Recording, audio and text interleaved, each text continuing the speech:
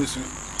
Ya local, the danger in a from gate at Chile, the near Brie. Sadia, you name say a bino, is he TFA? Sani and penny for a normal to switch TFA. Yam penny for Sika and poor bankers who munchia my a year washing of clothing. You see, Cano, besi them the idea, ya can't, your doctors why you I can't answer a year. Administrators won't yes can in there, won't you, China. Besi them the and Sanka and Teddy and Yabri, ya farm gate, and what they say. Them lay will be a baby, so who say much the air, well, you know, you no more.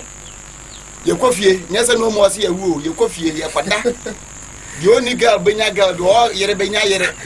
Yes, I will for your Kodaya for if you say Sikano, so I can know through. It is a your cross, your coffee, your quada. Copem say a Baptist and Pennyfucas are miles to be more.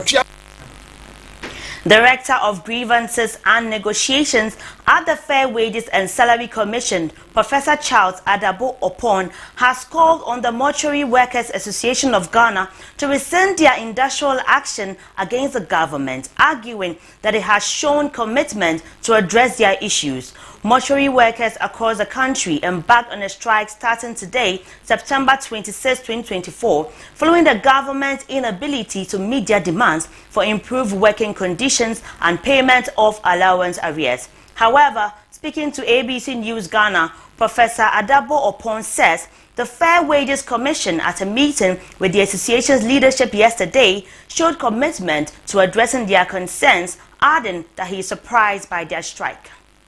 With the leadership to give us some space, the commitment that we had yesterday duly signed by us, and then Ministry of Health, the regulator, and the rep of Ministry of Finance, and then the teaching hospitals. So we pleaded with them that they should rescind their decisions, and the commitment that we have demonstrated yesterday will ensure that the right things are done. Well, around the table, when we pleaded, we got the impression that they were going to have their meeting. The leadership was going to discuss the commitment that we have demonstrated yesterday with their membership. And so it comes to us as a surprise that they have embarked on the industrial action.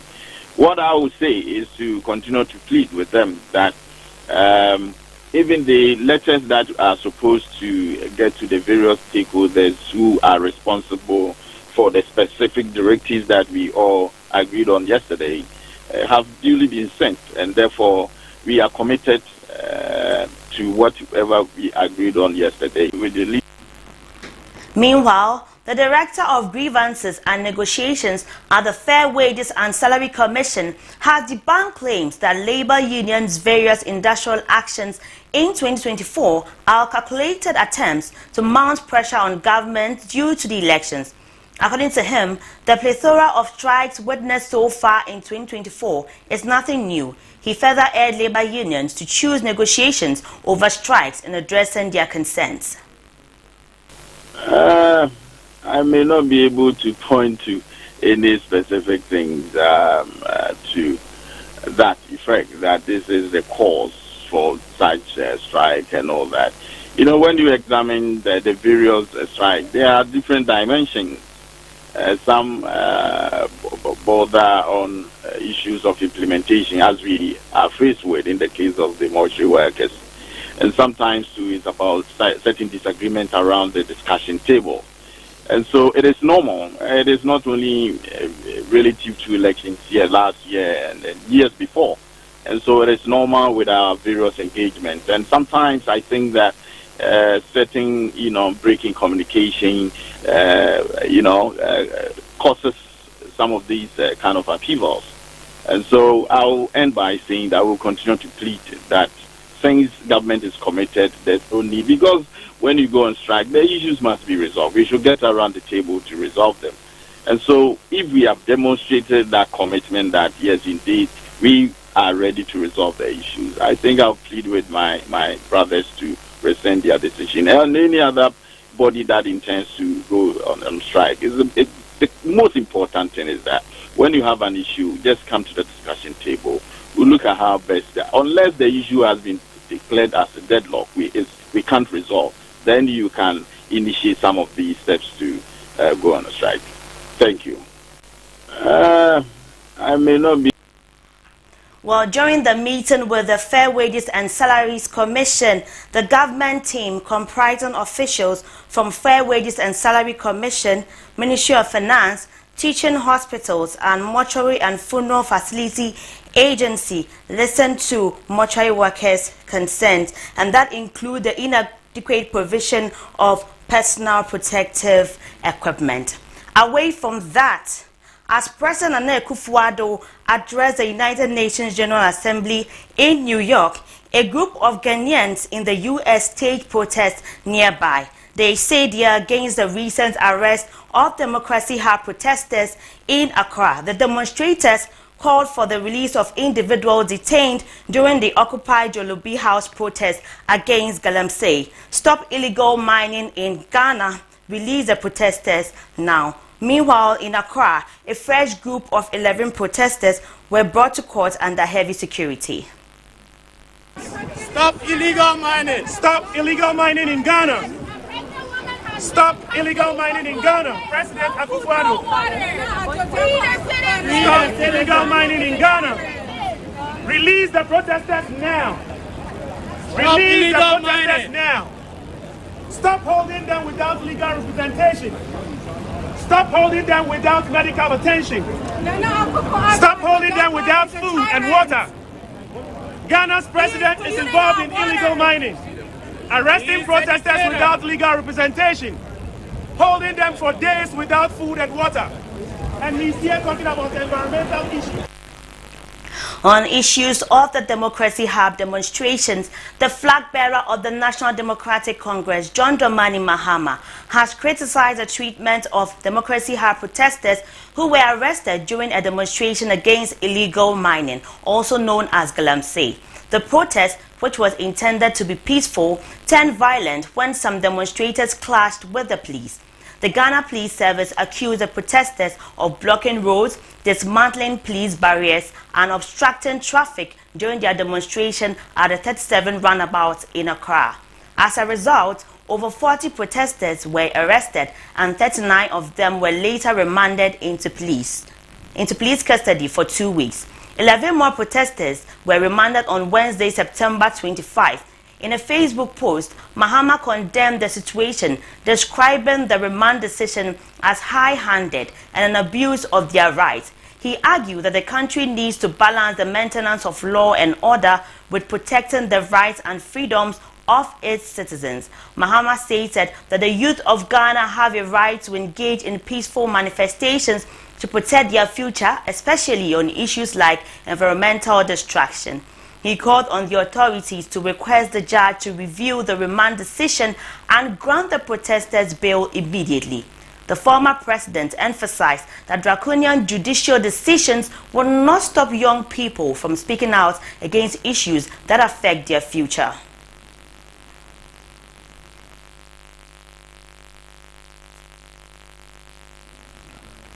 Still on the Democracy Hub, human rights lawyer Godwin Selassie Dakpo, commenting on the public outcry of violation of the fundamental human rights of the arrested protesters, including a pregnant woman, asthmatic and deteriorating condition of a diabetic protester, coupled with police refusal to give access to families and lawyers for engagement, has described the situation as inhumane. He emphasized that criminal law exemptions exist for individuals with genuine health concerns, including pregnancy, which should preclude detention. His remarks come at the back of reactions from the public over the mishandling of the protesters. He was speaking on ABC in the morning and stressing that the detention of the pregnant woman may jeopardize their health.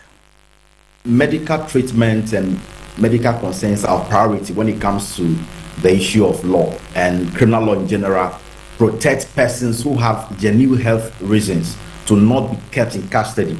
Indeed, if the person is pregnant, obviously such state of health does not permit that he should be detained in places where her health will be a challenge. And I think affecting arrest of such persons and keeping them under detention is against their rights as humans, and they have every right to actually come against such arrest and consider them very unlawful. Indeed, pregnant women, of course, pregnancy has various levels and stages. I mean, if you are just a month pregnant, obviously somebody may not be able to perceive that you are pregnant and may probably even arrest you before getting to know that you are pregnant. Or sometimes you may just claim that you are pregnant. Are there possibilities of conducting a test to ensure that indeed the allegation that you are pregnant is true? And if it is true, indeed, the law has to give you that opportunity to get fully, taken care of and not be treated as if you are just any other person who is in good health and committed any offense. So, I mean, pregnant persons have special treatment as far as the matters of law are concerned, especially when it comes to the issue of arrest. Medical treatment. The chairman of the National Media Commission, Yao Ayebuafo, has criticized the brutalities by the Ghana Police Service on protesters and journalists during the Occupy Jolobi House protest. According to the commission, police officers cannot use the court to prevent people from peacefully protesting and letting their voices be heard because we are in a democratic country. Once we practice democracy, we must understand that we should not condemn any democratic tool. The people have the right to demonstrate. On the side of Amnesty International, the country director of Amnesty Ghana, Genevieve Patterson, who frowned at the unprofessionalism of the police, noted that what happened was clearly abuse and infringement of human rights. Protesters were unfortunately dehumanized in front of the police station. Protesters were arrested. People's shirts were torn, and I have seen from videos that people were beaten, and this is something that Amnesty frowns upon. That the executive director of Care for Free and Fair Elections, Care Ghana, earlier on ABC in the Morning today, highlighted that if the Electoral Commission leaves independent auditors to conduct the forensic audits, the Electoral Commission will gain trust and confidence in Ghanaians, which will be good for the country's democracy. His comments follow a ruling by Magistrate Court in Kumasi, presided over by Her Worship Deborah Jawa Donko, that officials of the Electoral Commission in the Ashanti region take steps to reverse about 580 names from the Menchia South to the original constituencies. It is very, very important for the Electoral Commission to allow, supervised by the Commission itself, in the presence of all key stakeholders, political parties, political organizations, and those with expertise, that when these are done and there are no challenges with the register, the credibility of the Electoral Commission is deepened and then it is increased.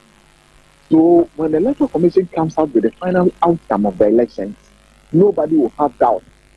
People will call the NDC or any other person or political party that is making noise that, hey, please shut down. You called for a forensic audit. You were given.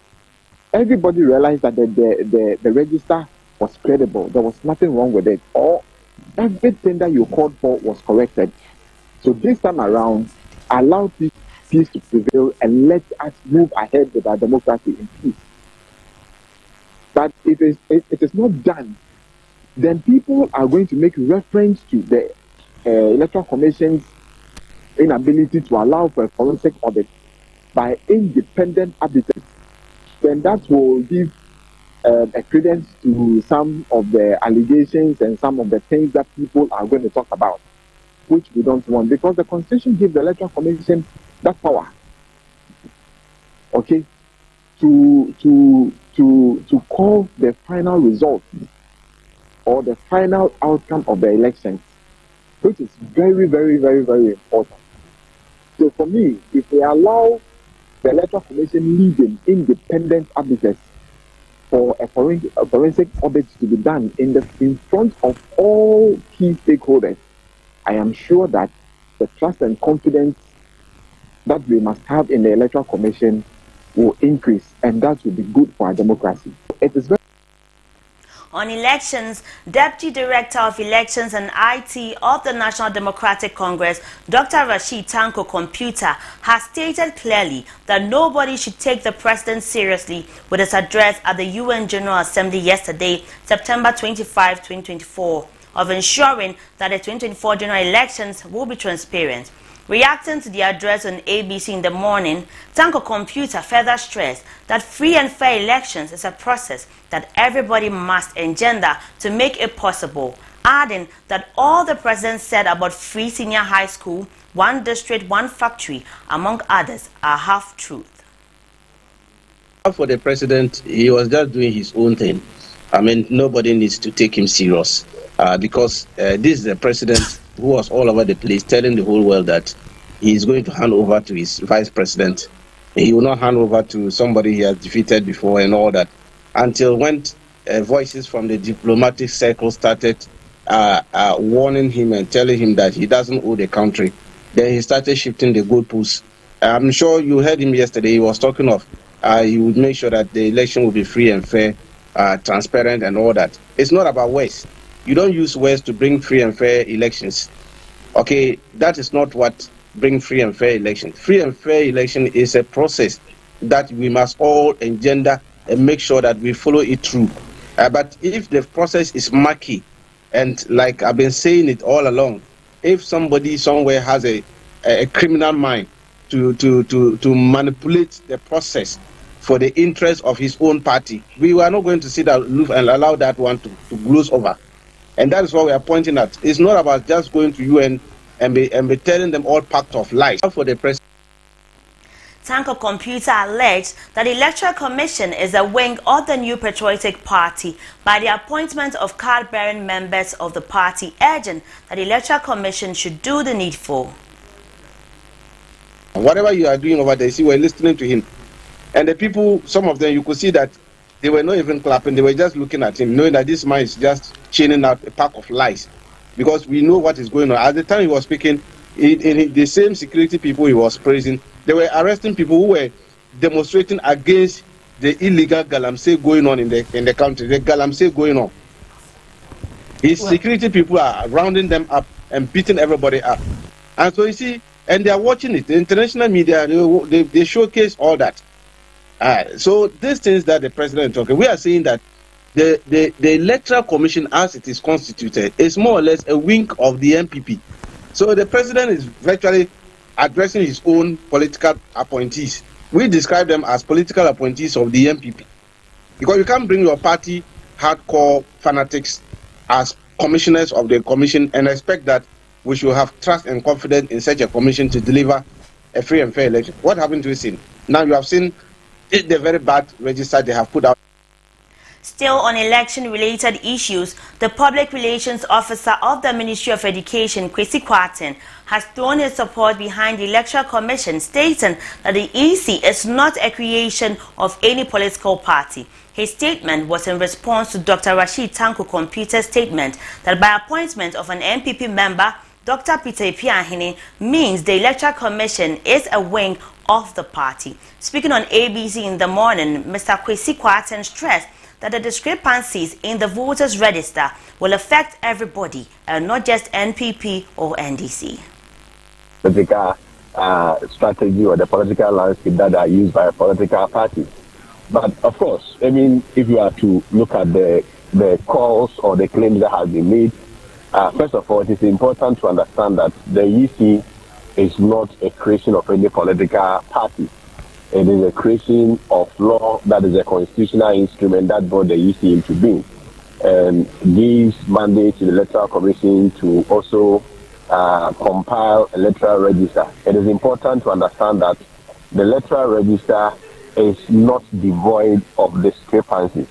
It is not a sacred document because ultimately it is not compiled by robots or, for instance, a program AI. It is compiled by human beings. So definitely you are going to see some of these discrepancies. And the discrepancies does not affect, let's say, the NDC or the MPP alone. And so we in the MPP, we are also at the end of the day, we believe that we must all vote with a very credible register. Our call is that. He continued that the EC should be given the opportunity to address all concerns raised about the voter register discrepancies because it has audited the register before. I think we are just doing a merry-go-round thing. I have not denied the possibility of discrepancies in the electoral register. That's why I even admitted that the CI provides for same that there is a possibility for those discrepancies, and the CI provides means for resolving those discrepancies. And so the Electoral Commission should just be given the opportunity to address the discrepancies. You see, from 92 till now, I mean, we have all had the opportunity to at least see or witness 1 or 2 elections. There has not been any instance where a third party will subject a register to scrutiny under the umbrella of auditing process. That's why I'm saying that at the end of the day, the exhibition process provides an opportunity for auditing. And indeed, if you claim there are 250,000 discrepancies, the EC is saying that we are just open and ready and available to address those discrepancies. Just provide data on those discrepancies so that they will be addressed. I mean, it is as simple as that. We are not saying there cannot be discrepancies, but what we are essentially saying is that the EC has structures, has protocols, has systems to be able to address those discrepancies. And the EC should be given the opportunity to correct or address those discrepancies that has been identified. I think we are just Free senior high school policy, students have been able to score A1 to C6 in all core subjects and also bridge the gender parity gap in our schools. All over the world, it has been established that when enrollment increases, quality reduces. And so that is the established standard or research that is there. But in the case of Ghana, we were able to defy the odds. Even though enrollment increased, we were rather able to increase quality. And what did we do? We brought a very novel response in the area of the double track, so that at the same time where you are increasing access, you make sure that you divide the students into a tracking system, recruit more teachers, so that at the end of the day you are having the teacher to student ratio really coming down. Also making sure that you increase the contact hours, provide the needed materials, provide kind of incentives to teachers to be able to provide extra classes for them, and then it's going to translate into the results that we have. I mean, some of these calls that has been made, it is important to situate it in the proper context. And what is that proper context? The proper context is that for the past 9 years, it is only the free senior high school students that has been able to score aggregate A1 to C6 in all core subjects, having a minimum of 50% passes in all core subjects. That is the free SHS back over the past 9 years. If you want to do even a random comparison of the free SHS outcome and the data, for instance, in 2015, before the NDC next power, you had 45.2%. Today, you are having 73.11% for English language. Still on elections, the flag bearer of the Liberal Party of Ghana, Kofi Akpaloo, says he is optimistic in winning the 2024 general elections. The presidential hopeful says he would establish a program to financially support unemployment under his government and is ready to break the MPP and NDC duopoly. Addressing rumors that he swapped his initial balloting number to the ruling MPP government, Mr. Akpaloo denied the allegations. Yeah, that's more reason why a PG government is going to set up what you call job fund. And then the purpose of the job fund is to give the young people the opportunity to go into business on their own. So we give them loans to kickstart their own businesses, to bring their vision into fruition. We are going to introduce child benefits and unemployment benefits. So every kid below 18 years will receive 500 cedis every month as child benefit. And then those who are 18 and above, who are unemployed, will receive unemployment benefits. You know, it's a very difficult problem, but the solution is very simple, and we have the solution. What we'll do is that we are going to bring all the young people who are into Galamsey together to form a company owned by them. So collectively, they will invest their money in that company to own shares in that company, so that they will do, so that it become a large-scale mining company, like the status of Newmont or Anglo Gold or Guildford. So that's the kind of company we are going to form. It's not true. Only those with small minds will think that way. It's never true, and it can never happen. I got 5 on the ballot, and that's the number that I got.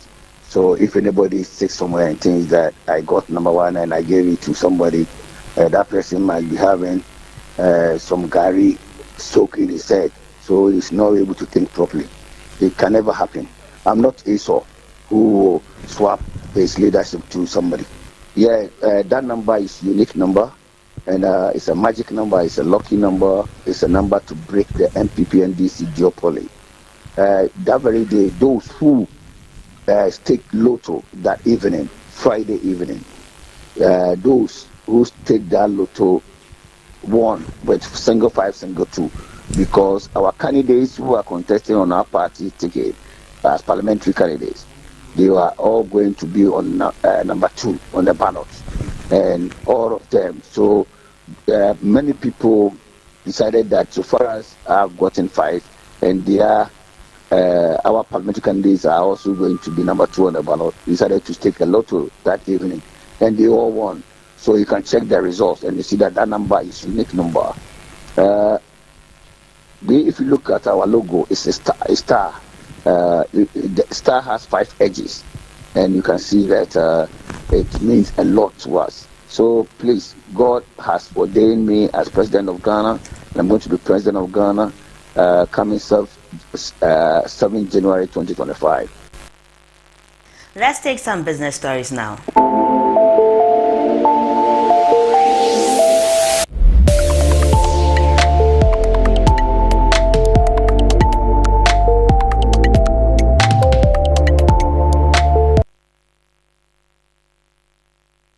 Has addressed concerns surrounding the current bond market, reassuring investors that the risk remain minimal despite ongoing economic fluctuations. This comes in the wake of a drop in secondary bond market activity, which slowed by 5.35% to 886 million Ghana cedis last week from 1.21 billion Ghana cedis in the previous week.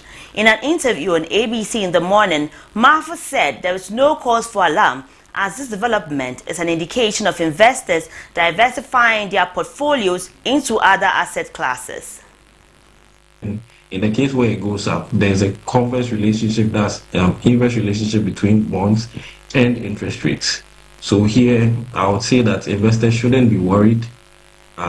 In the coming weeks, we are expected to see the volumes continue to go back up on the secondary market for the government bonds.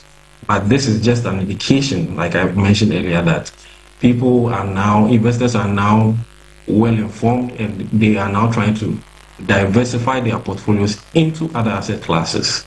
Yes, so there's not necessarily a cause for alarm when it comes to the bond market in Ghana. In the case where it goes up, there's a Marfo has expressed that the current conditions of Ghana's bonds is positive, urging investors to take advantage of the window. Speaking in an interview on ABC News, he stated that the financial outlook of the bond market is very attractive despite the influence of the upcoming election. He, however, advised investors to pay key attention to indicators before investing. Currently, we are also in an election year, so everybody is quite skeptical as to who is going to come and how things are going to change. So currently, looking into the bond market, I think everybody should relax and have a keen eye, because the elections is also definitely going to influence it. But then, when it comes to the bond market, it is government who is issuing it. So irrespective of whichever government may come in, rest assured, investors should be confident that they will definitely get their monies back if they invest in bonds. And currently, the bonds are expected to also inch up since the interest rates or the inflationary rates are beginning to go down. So bond rates are going to be quite lucrative and attractive. So if you're an investor looking to explore the bond market, I think you should continue observing, and this is actually not a bad time to actually get into it, but you should observe with a keen eye, and your timing must be good. Currently, we are also in an Parts of the country have been hit by a shortage of supply of liquefied petroleum gas (LPG), as ABC observed long queues at some LPG stations in the Greater Accra region on Thursday, September 26, 2024. Meanwhile, the LPG Marketers Association of Ghana has warned that the situation could get dire if supplies from the bulk oil distributors do not improve soon. Speaking on another station, the vice president of the association, Gabriel Kumi, noted that if the problem is not resolved in time, then the situation may escalate by the weekend. He added that about 60 to 70% of the LPG marketers have run out of LPG. He disclosed that the few stations with LPG are already under pressure due to the situation. He further called on bulk distribution companies to quicken the supply of the marketers before the country plugs into a full shortage of LPG.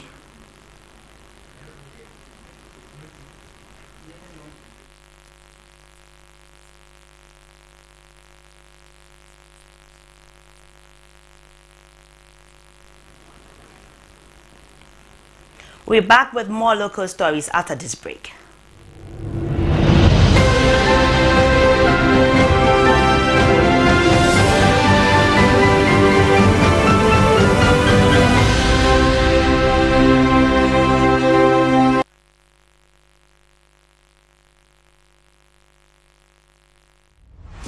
Attention business owners, it's time to take your business to the next level with ABC News GH Television's mega promo.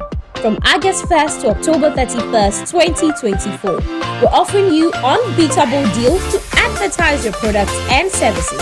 Don't miss out on this amazing chance to reach more people and grow your brand. For more details, give us a call on 050-993-0360. Remember, terms and conditions apply. Follow us on social media at ABC News GH_.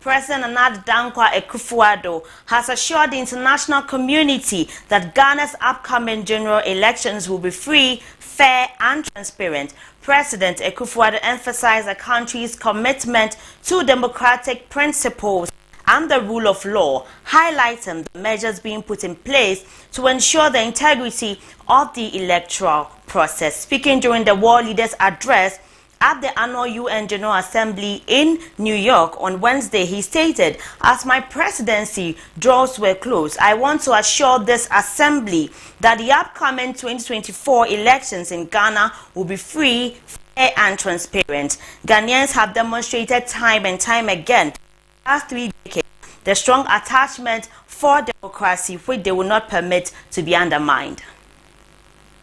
As my presidency draws to a close, I want to assure this assembly that the upcoming 2024 elections in Ghana will be free, fair and transparent. Ghanaians have demonstrated time and again in the last 3 decades their strong attachment to democracy, which they will not permit to be undermined.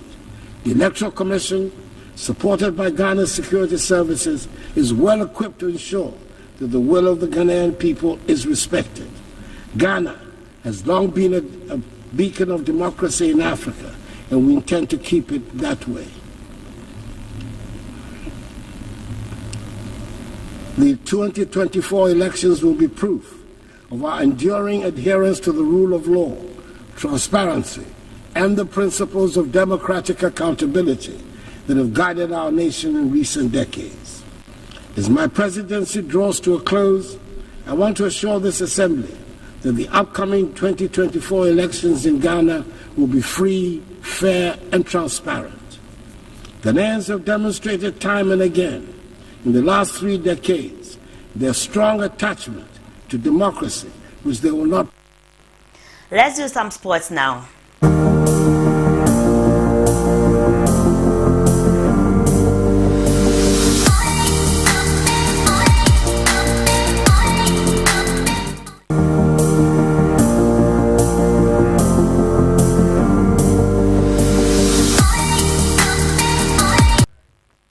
The 2024 MTN Ghana Football Association Awards will take place on Saturday, October 19 at the Dr. Kofi Ohene Kunedu Auditorium at the University of Professional Studies, Accra. This prestigious event celebrates excellence in Ghanaian football, recognizing top performers from the 2023-2024 season. Telecommunications giant MTN is the title sponsor for this year's event, which will honor standout achievements from the Ghana Premier League, Women's Premier League, Division 1 League, FA Cup competitions, and regional leagues. Awards will also be presented to referees, young talents, and other key contributors to the sports. This marks the second edition of the GFA Awards, which continues to grow in prominence as a platform for celebrating dedication to football in Ghana.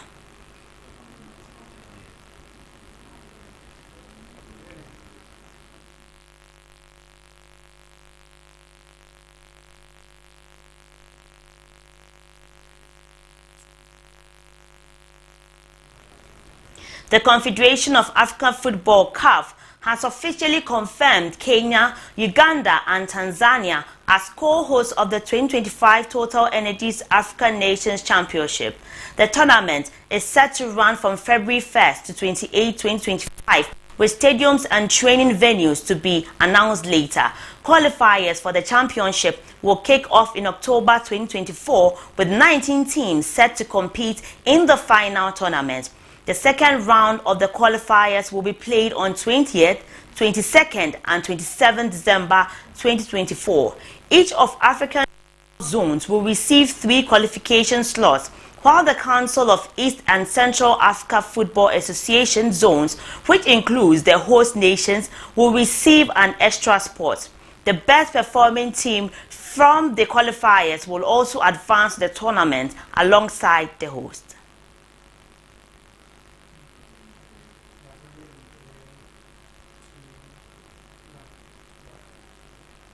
Let's take a look at what is happening on the international front.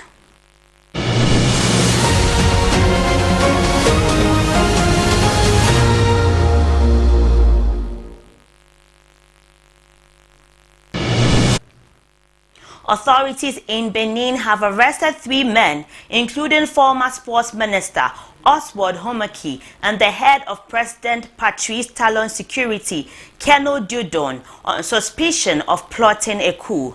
The arrest followed Homaki's attempt to bribe Keno Dudon with 6 bags of money totaling 1.5 billion West African CFA, approximately $2.5 million, to avoid resisting a planned coup set for Friday. Businessman Oliver Buko, a close associate of President Talon, was also detained, sparking condemnation from his supporters who have called for his immediate release. The prosecutor, Elon Mario Mutoni, stated that it appears the Republican Guard commander in charge of the president's security was engaged by Homaki and Boko in order to carry out a coup by force on September 27, 2024. The arrests come as Benin, once known for its democratic progress, faces growing concerns about authoritarianism under President Talon. Investigations are ongoing to identify additional suspects.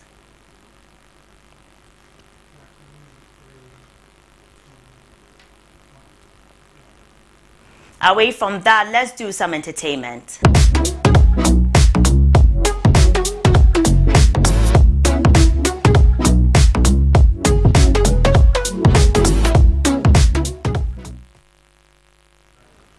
Nana Fredua Ajeman Oforiatta, board chairman of the National Theatre of Ghana, has called for urgent legislation to preserve the deteriorating Efua Sutherland Children's Park in Accra. Speaking at the launch of this year's Ghana Theatre Festival on September 24, Oforiatta emphasized that the park, named in honor of playwright Efua Sutherland, is not just a recreational space, but a monument to her literary legacy. He urged lawmakers to ensure the park remains a green space for children in line with Sutherland's vision.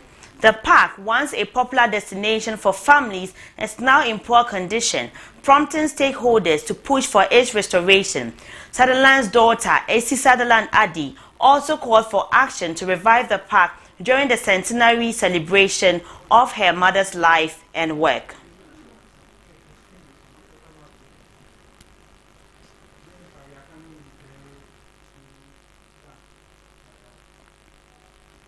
As we wrap up the bulletin, let's take a recap of our top stories. The Fair Wages and Salary Commission calls on the Mortuary Workers Association to rescind their strike that began nationwide today.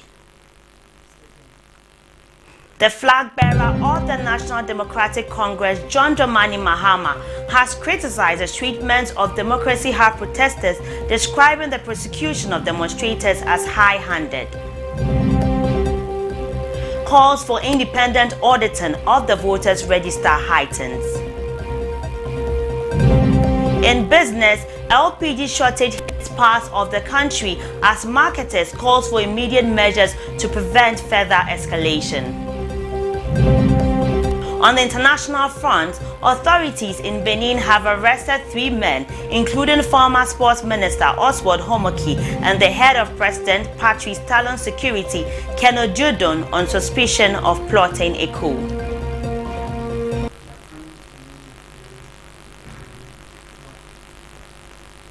That's all for the bulletin today. Thank you so much for staying with us. I am Jennifer Somwa. Don't forget to follow us on all our social media handles at ABC News Ghana. Good afternoon.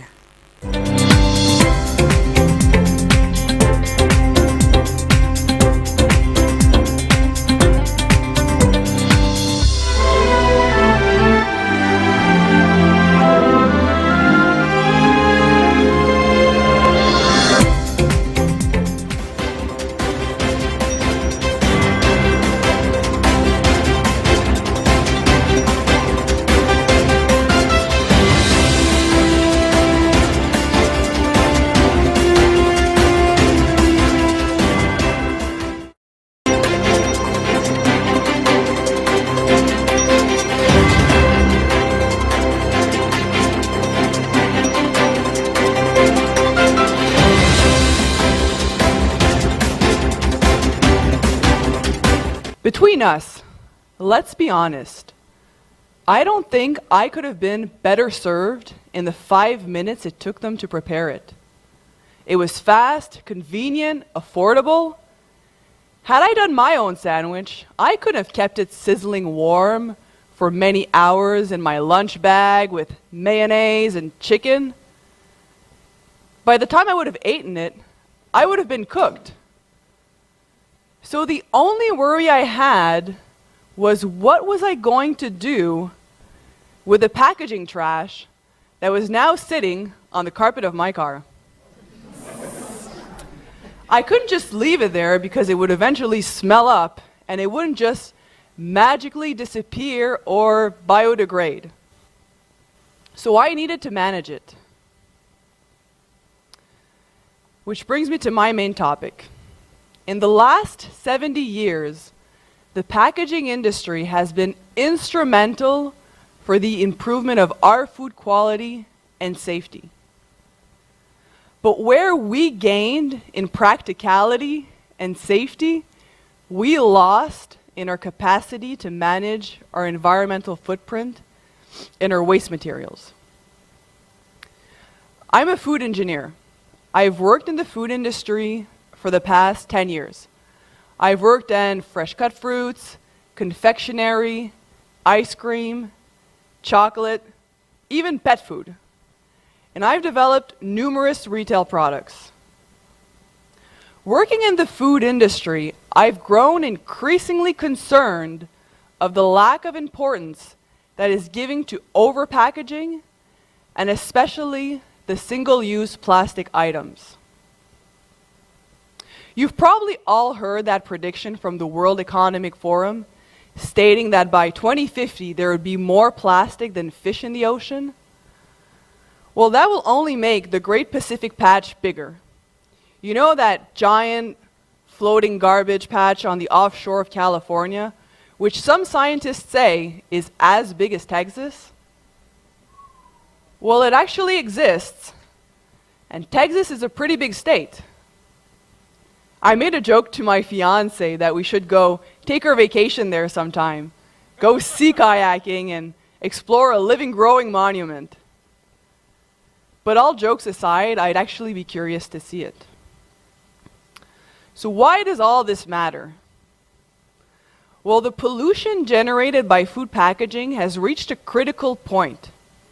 And as the world's population increases, so will the problem. The main issue is that food packaging is a single-use item that is immediately disposed of once consumed. And I guess there is some urgency to act, as the quantity of plastic that was produced